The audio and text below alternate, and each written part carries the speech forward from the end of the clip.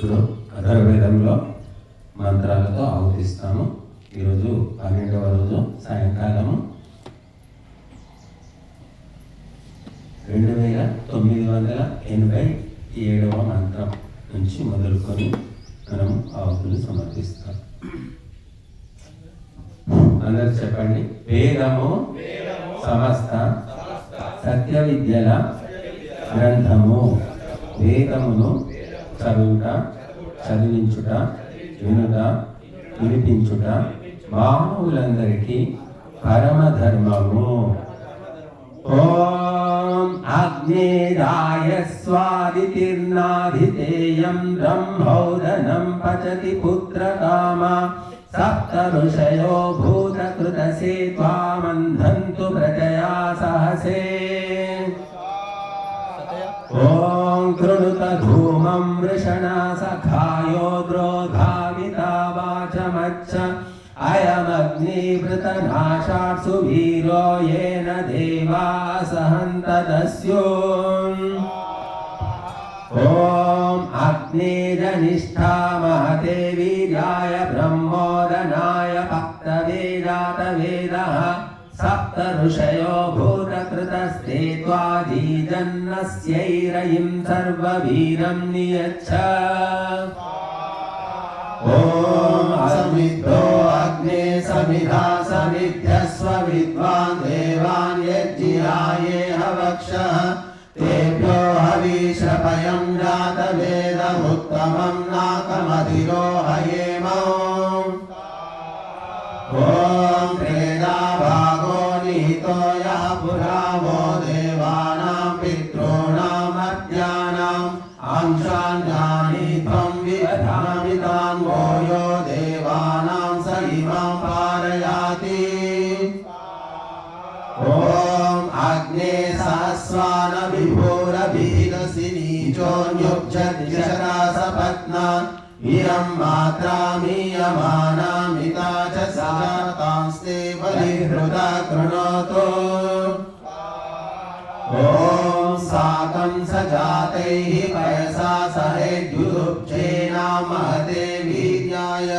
ఊర్ధ్వో నాకస్యాదిరోహ విశ్రవం స్వర్గో లోక ఇతి యం వదంతి. ఓం ఇయం మహీ ప్రతిగృహ్ణాతు చర్మ పృథివీ దేవీ సుమనస్య మానా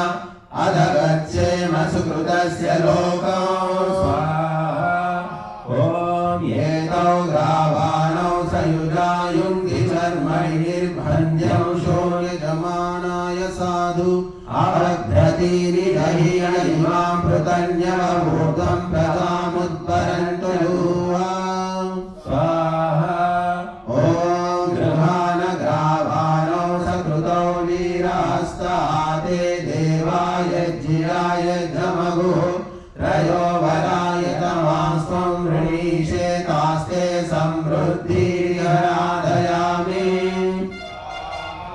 ఓం ఇయంతే ధీతిరజముతే నిత్రం గృహ్ణాతు త్వామదితి శూరపుత్ర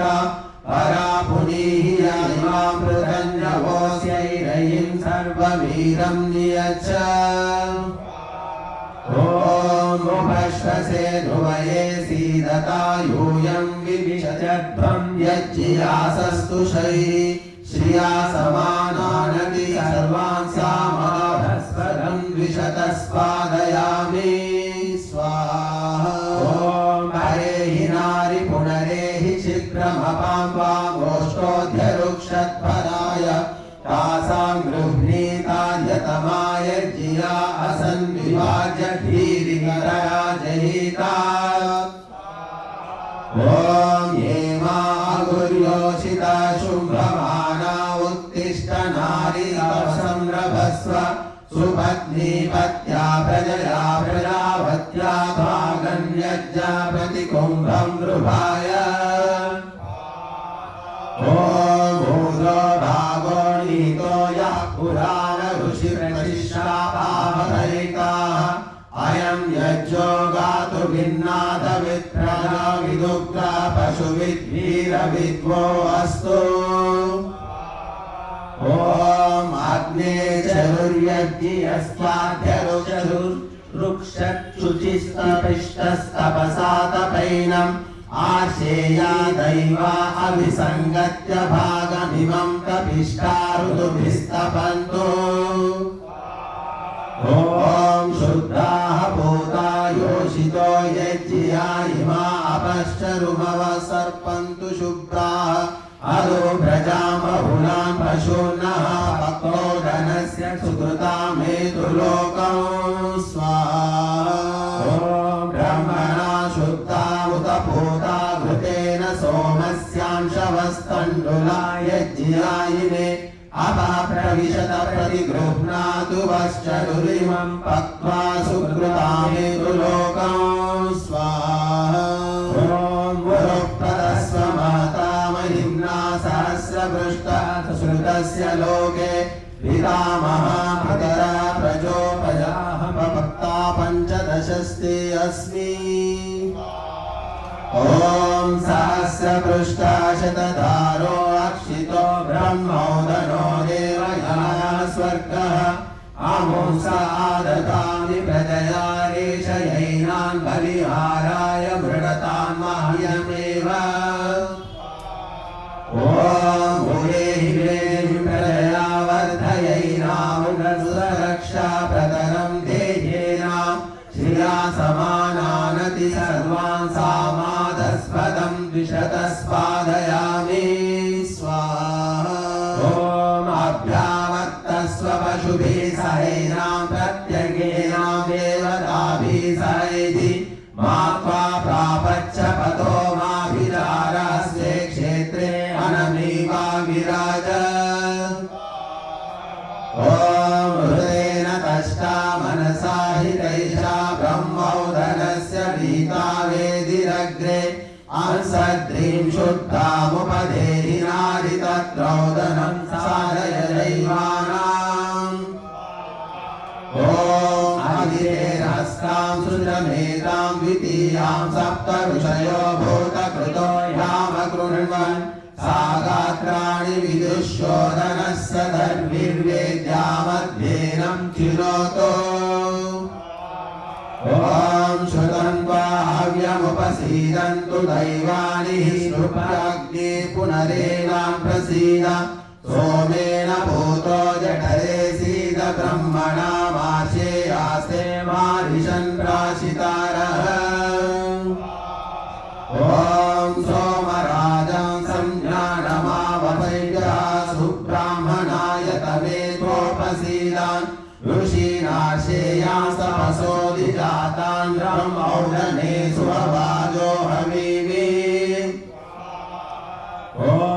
शुद्धाः भूता योषितो यज्ञिया इमा ब्रह्मणां हस्तेषु प्रपृथक् पादयामि यत्काम इदमधिष्ठामि वो हविन्द्रो मरुत्वा सददादिदं मे ॐ इदं मे ज्योतिरमृतं हिरण्यं पक्वं क्षेत्रात् कामधुकामयेष इदं धनं निदधे ब्राह्मणेषु कृण्वे बन्धां पितृषु या स्वर्गः ॐ अग्नौ तुषानामपगातवेदसि वरकम्बोकाम् अपमृड्ढिदूरम् एतं शुश्रुमगृहराजस्य भागमतो विद्मनिवृत्ते भागधेयम् ॐ श्राम्यदापजतो विद्धि सुन्वता पन्थां स्वर्गमधिरोहयैनं येन रोहत्परमापद्ययत्वय उत्तमं नाकं परमं व्योम ॐ बभ्रेरध्वर्यो मुखमेतद्विमृढ्याज्याय लोकं कृणि प्रविद्वान् घृतेन गात्रानुसर्वा विमृढि कृण्वे पन्थां पितृष्या स्वर्गः ॐ अभ्रे रक्षा समदमावपैभ्यो ब्राह्मणाय तमेतोपसीदान् पुरीशिना प्रथमानाः पुरस्तादाशे आस्ते मारिषन् प्राशितारः ॐ आशेयेषु निदधमोदनत्वा नाना अग्निर्मे गोप्ता मरुतश्च सर्वे विश्वे देवा अभिरक्षन्तु पक्वम् ॐ यज्ञं दुहानं सदमित्रपीनं पुमांसं धेनुं सदनं रयीणां प्रजामृतत्वमुत दीर्घमायुरायश्च पोषैरुपत्वा सधेमा ॐ वृषभोऽसि स्वर्गऋषीनाशेयान् गच्छ सुकृतां लोके सीद तत्र नो संस्कृतम् ॐ समाचिरुष्वानुसम्प्रयाह्यग्ने पतः कल्पय देवयानान् एतैः सुकृतैरनुगच्छेम यज्ञं नागे तिष्ठन्तमधिसप्तरश्मो ॐ येन देवा ज्योतिषा द्यामुदायन् ब्रह्मोदनं पक्त्वा सुकृतस्य लोकम् तेन गेष्म सुकृतस्य लोकं स्वरारोहन्तो अभिनाकमुत्तमम् ॐ भवा शर्वो मृडतं माभियातं भूतपति पशुपति नमो वां प्रतिहितामायतां मा विसाष्टं मानो हिंसिष्टं द्विपदो मा चतुष्पदः ॐ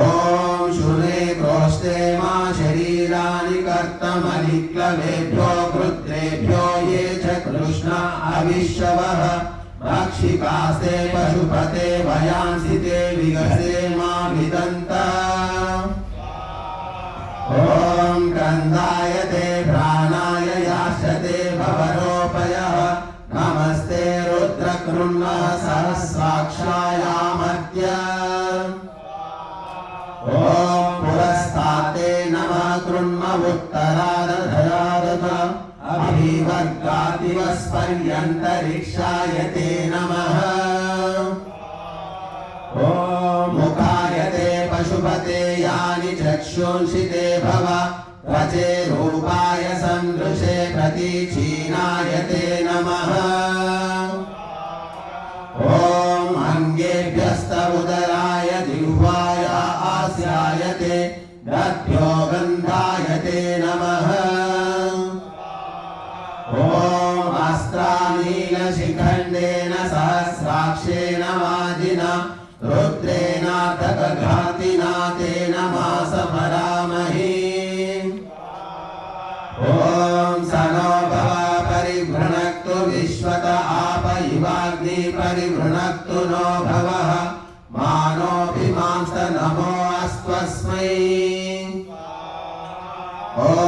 चतुर्नमो अष्टकृत्वो भवाय दश कृत्वा पशुपते नमस्ते तर्वेदे पञ्च पशवो विभक्ता गावो अश्वाः पुरुषा अजावयः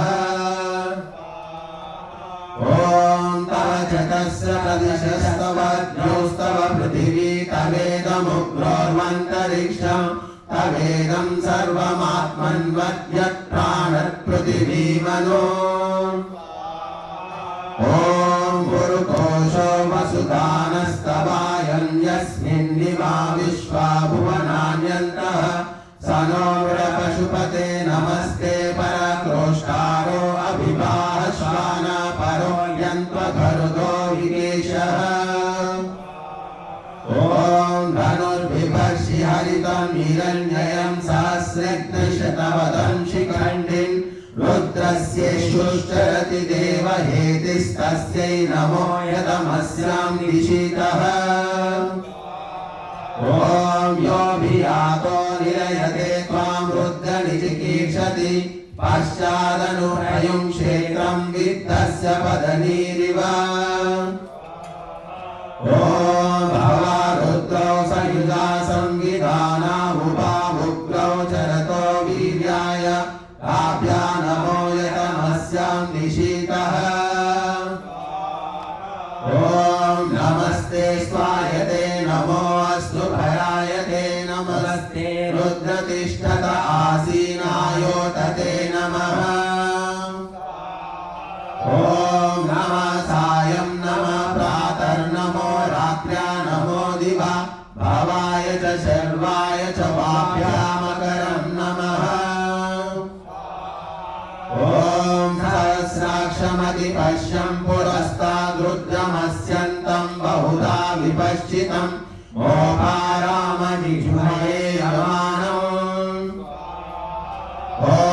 शावाशं कृष्णमसितं मृणन्तं भीमं रथं केशिनः पादयन्तं पूर्वे प्रतीमो नमो अस्त्वस्मै ॐ मानो विश्रामत्यं देवहेतिं मानकृता पशुपते नमस्ते अन्यत्रास्मद्दिव्यां शाखां विधुनो ॐ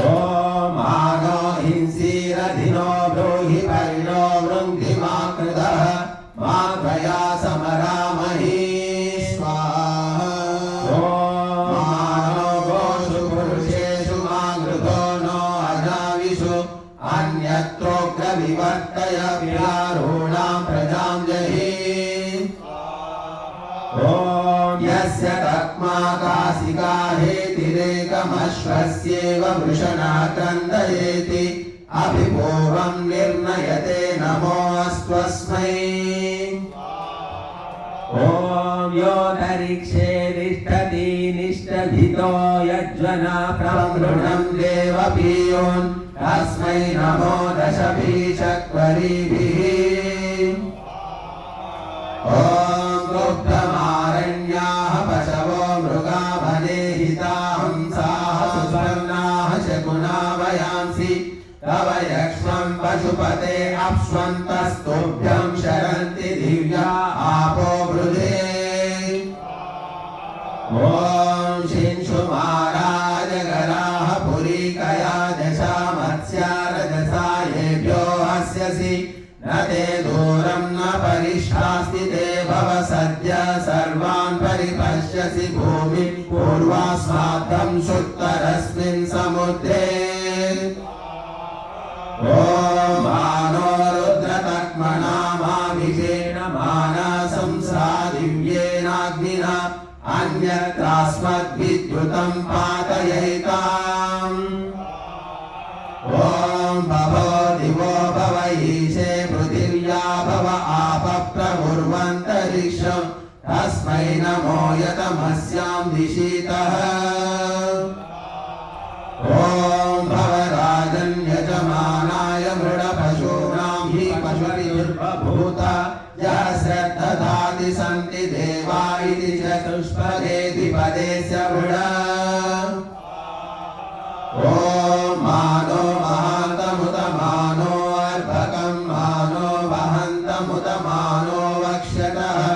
मानो हिंसीः पितरं मातरं च स्वां तन्वं रुद्रमारीरिषो नः ॐ रुद्रैशैलवकारेभ्यो संसूक्तगिलेभ्यः इदं महास्येभ्यः श्वभ्यो अकरं नमः ॐ नमस्ते घोषिणीभ्यो नमस्ते केशिनीभ्यः नमो नमस्कृताभ्यो नमः सम्भुजतीभ्यः नमस्ते देवसेनाभ्यः स्वस्ति नो अभयञ्जनः ॐ तस्य उदनस्य बृहस्पति शिरो ब्रह्ममुखौ ॐ यावा पृथिवी श्रोत्रे सूर्या चन्द्रमसा वक्षिणी सप्त ऋषया प्राणापानाः स्वाहा ॐ चक्षुर्मुसलं कामभूफलं स्वाहा ॐ दिति शूर्पमदिति शूर्पग्राही वातोपागिनः स्वाहा ॐ अश्वाः गणा गावस्तण्डुलामशकास्तुषाः स्वाहा ॐ कप्रुफलीकरणाः शरोभ्रं स्वाहा ॐ श्याममयोस्य मांसानि लोहितमस्य लोहितं स्वाहा ॐ प्रभुभस्महरितं वर्णपुष्करमस्य गन्धः स्वाहा ॐ कलपात्रं स्यावंसावीशे अनुज्ञे स्वाहा ॐ आन्द्राणि जत्रवो गुदाभरत्राः स्वाहा ॐ इयमेव पृथिवी कुम्भी भवति राजमानस्योदनस्य द्यौरनिधानं स्वाहा ॐ सीताः पर्शवासिगता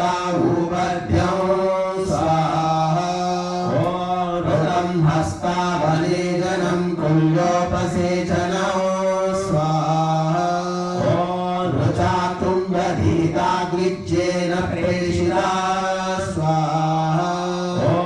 ब्रह्मणा परिगृहीता साम्ना पर्योढा स्वाहा ॐ बृहदाय वनं रथन्तरं दर्विः स्वाहा ॐ ऋतवा भक्तारातवाः समिन्धते स्वाहा ॐ चरं पञ्चबिलं भवं धर्मोऽभिद्वे स्वाहा ॐ मोदनेन यज्ञवद सर्वे लोकाः समाप्याः स्वाहा ॐ यस्मिन् समुद्रो द्वौ भूमिस्त्रयोवरपरं शिशुलाः स्वाहा ॐ यस्य देवा कल्पन्तोच्छिष्टे षडशीतयः स्वाहा ॐ तं गोधनस्य पृच्छामि यो अस्य महिमा महान् ॐ स यवोदनस्य महिमानं विद्यात् ॐ नापयति भूयान्नानुपसेचन इति नेदं च किञ्चेति ॐ यावद्दाताभिमनस्येतदन्नादिवदे स्वाहा ॐ ब्रह्मवादिनो वदन्ति परां च मोदनं प्राशीः प्रत्यञ्चामिति स्वाहा ॐ त्वमोदनं प्राशिस्त्वामोदना इति स्वाहा ॐ पराञ्चं चैनं प्राशीः प्राणा स्वाहास्यन्तीत्ये नमः स्वाहा ॐ प्रत्यञ्चं चैनं प्राशीरपाना स्वाहास्यन्तीत्ये नमः ॐ नैवाहमोदनं नमोदनः ॐ मोदनदेवोदनं प्राशीस् ॐ ततश्चैनमन्येन शीर्षा प्राचीर्येण चैतं पूर्वऋषया प्राश्नन् ज्येष्ठदस्ते प्रजामरिष्यतीत्ये नमः तं वा आहं नार्वाञ्चं न पराञ्चं न प्रत्यञ्चं बृहस्पतिना शीर्ष्णा तेनैनं प्राशिषं तेनैनमजीगमम् येष वा मोदना सर्वाङ्ग सर्वपरो सर्वतनोः सर्वाङ्ग एव सर्वपरो सर्वतनोः सम्भवति य एवं वेद ॐ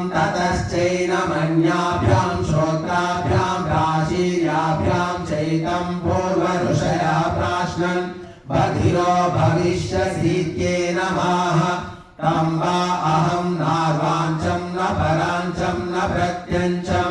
या वा पृथिवीभ्यां श्रोत्राभ्यां ताभ्यामेनं प्राशिषं ताभ्यामेनमजीगमम् येष वा बोधना सर्वाङ्ग सर्वपरो सर्वतनोः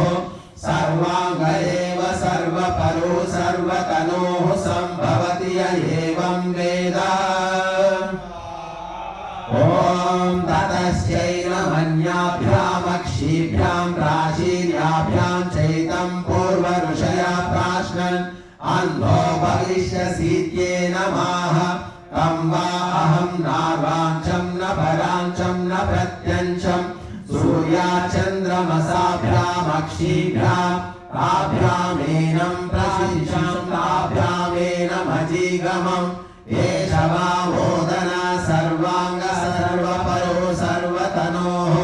सर्वाङ्ग एव सर्वपरो सर्वतनोः सम्भवति य एवं वेद ॐ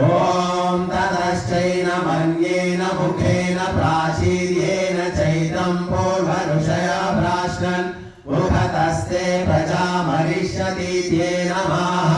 तं वा अहं नार्वाञ्चं न पराञ्चं न प्रत्यञ्चं ब्रह्मणा मुखेन तेनैनं प्राशिषं तेनैनमजीगमम्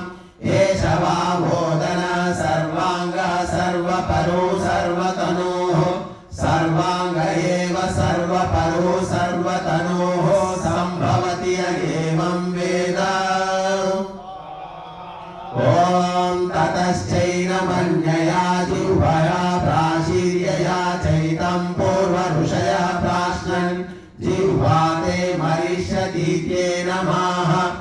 तं वा अहं नार्वाञ्चं न पराञ्चं न प्रत्यञ्चं अग्निजह्वयातयैनं प्राशिषं तेनैनमजीगमम् एष वा बोधना सर्वाङ्गः सर्वपरो सर्वतनोः सर्वाङ्ग एव सर्वपरो सर्वतनोः सम्भवति य एवं वेद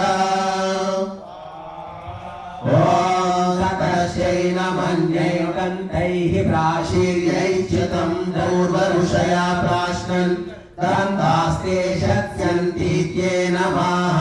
तं वा अहं नार्वाञ्चं न पराञ्चं न प्रत्यञ्चं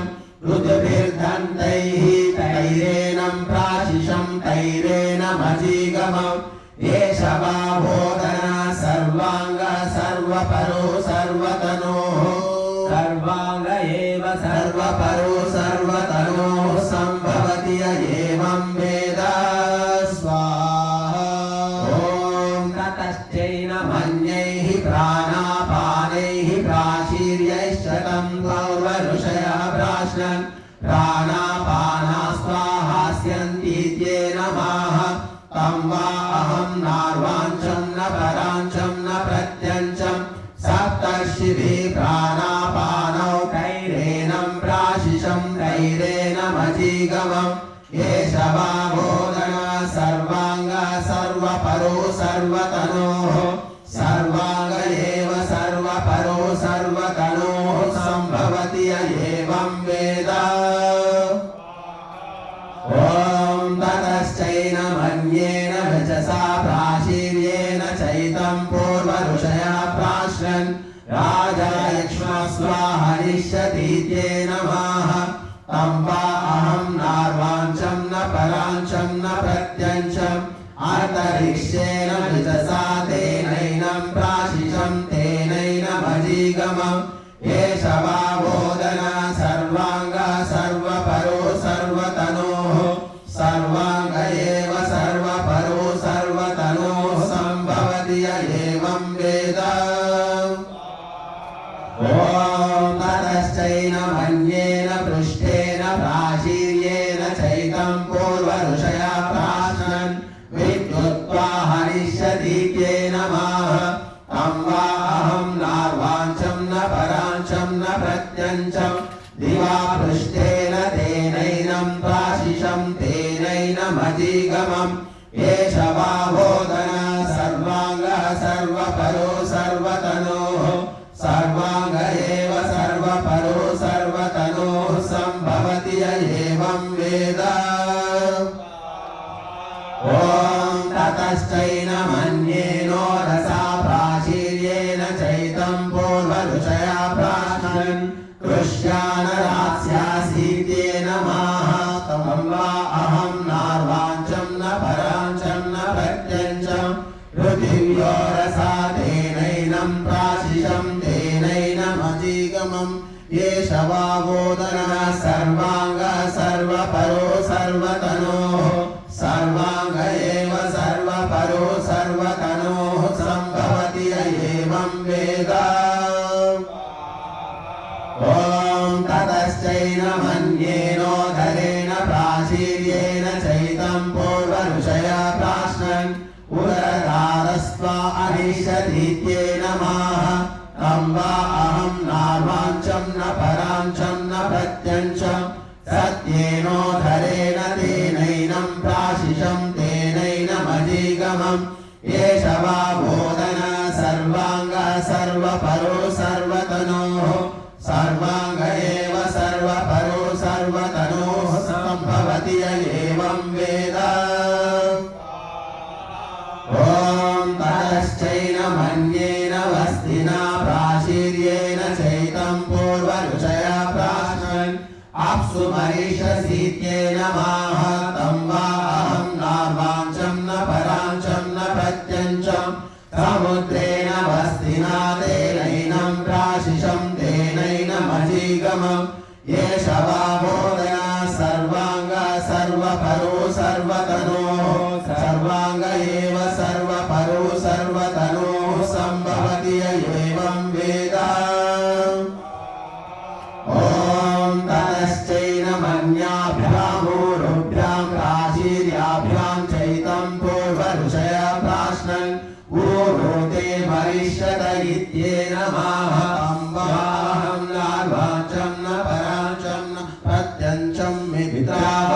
तयोरुभ्यां ताभ्यामेन प्राशिषं ताभ्यामेन मजीगमम्